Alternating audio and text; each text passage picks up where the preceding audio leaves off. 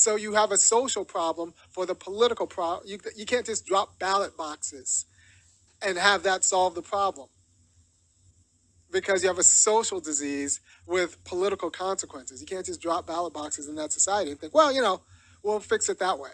No. You need to fix the understanding of religion. You need to fix the understanding of gender, and you need to fix the understanding of families and a lot of other things in order to enable a real democratic politics. That's not fixed by just airdropping ballot boxes. Right? So there are social conditions to political maladies. There are social conditions to political ideologies and political behavior. And if you're actually serious about changing political behavior in the long term, you have to look at the social ground that's upholding some of this infelicitous political behavior. Now let's just take it to race, because that's where this ends anyway.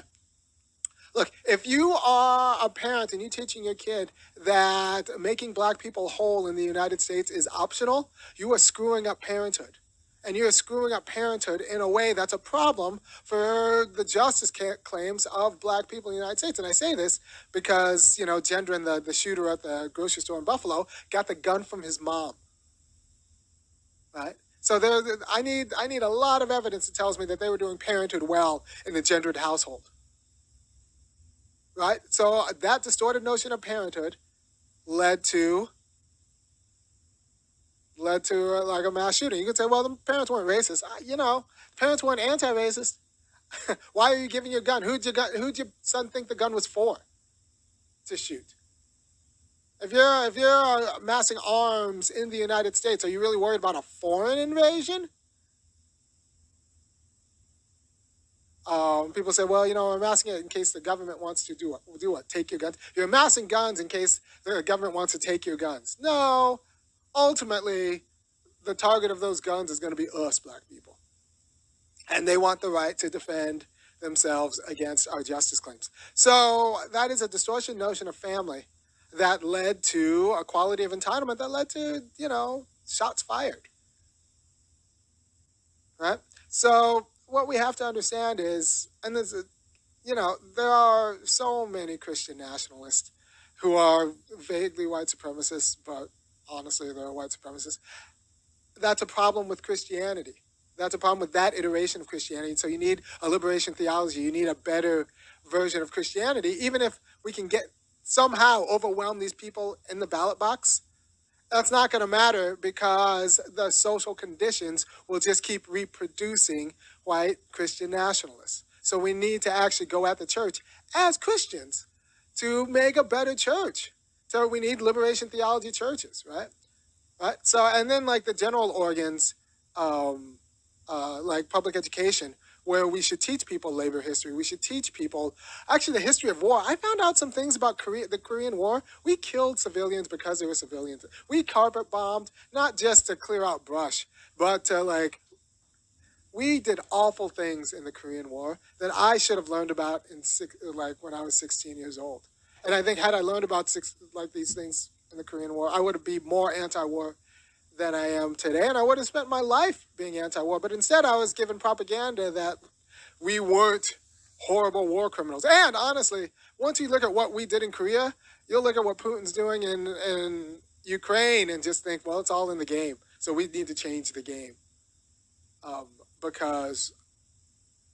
then also Cambodia. But what we did, and this is a generation ago, it's really shameful.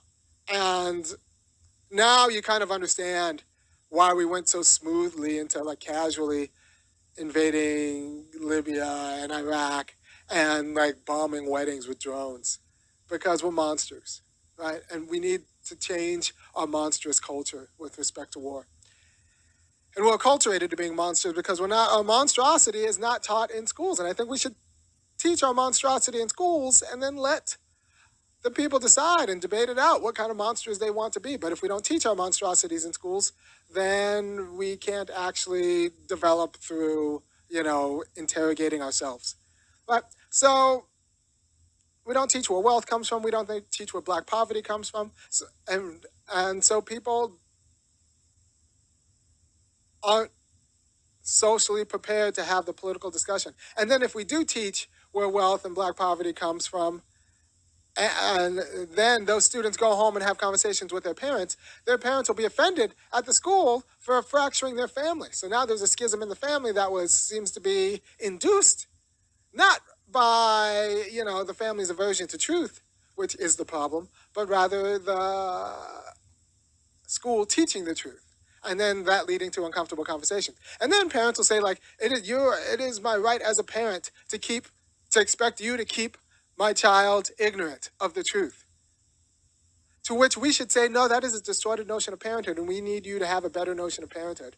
And we need to go after that notion of parenthood, where these white parents are entitled to for the nation to keep their children ignorant for the health of their family. The health of their family depends on little Johnny not knowing the truth about Papa's inheritance, right? So, or, why are all the black kids in their class like broke and quasi degraded, and none of them get like taken up into the gifted and talented schools,